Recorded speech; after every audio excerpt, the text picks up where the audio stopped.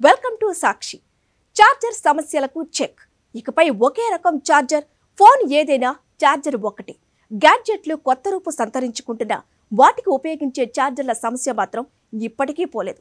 ఒక company type C port ఇస్తే మరో కంపెనీ యూఎస్బి పోర్టు అంటుంది. ఒకరు బాక్సులు చార్జర్ అందిస్తే మరొకరు సపరేట్గా కొనాలంటారు.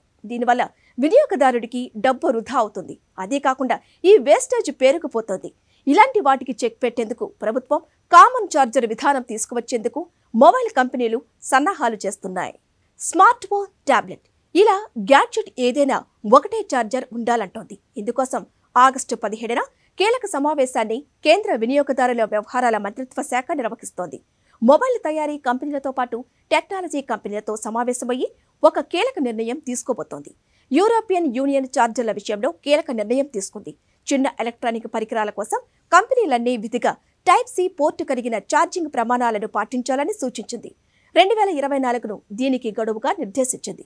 అమెరికాలో సైతం ఇలాంటి డిమాండ్లు వ్యక్తమవుతున్నాయి. ఈ ప్రమాణాలను భారత్లో సైతం పాటించే దిశగా చర్చలు జరుగుతున్నాయి. ఇందులో భాగంగానే స్మార్ట్ ఫోన్, టాబ్లెట్ కు కామన్ చార్జర్ ఉండాలని ప్రభుత్వం భావిస్తోంది. అయితే తెలివిగా చాలా కంపెనీలు ఈ వేస్టేజ్ తగ్గించుకోవటానికి ఫోన్లతో పాటు ఛార్జర్లను ఇవ్వకుండా యూఎస్బి కేబుల్స్ ను ఇస్తున్నాయి. దీనివల్ల పాత ఛార్జర్లను వినియోగించుకోవచ్చనేది కంపెనీల మాట.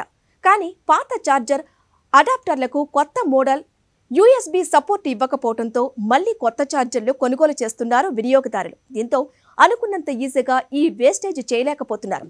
ఒకవేళ ఒకే రకమైన ఛార్జర్లు ఉంటే ఇక కొత్త ఛార్జర్ల కొనుగోలు తగ్గి పర్యావరణాన్ని కాపాడవచ్చు.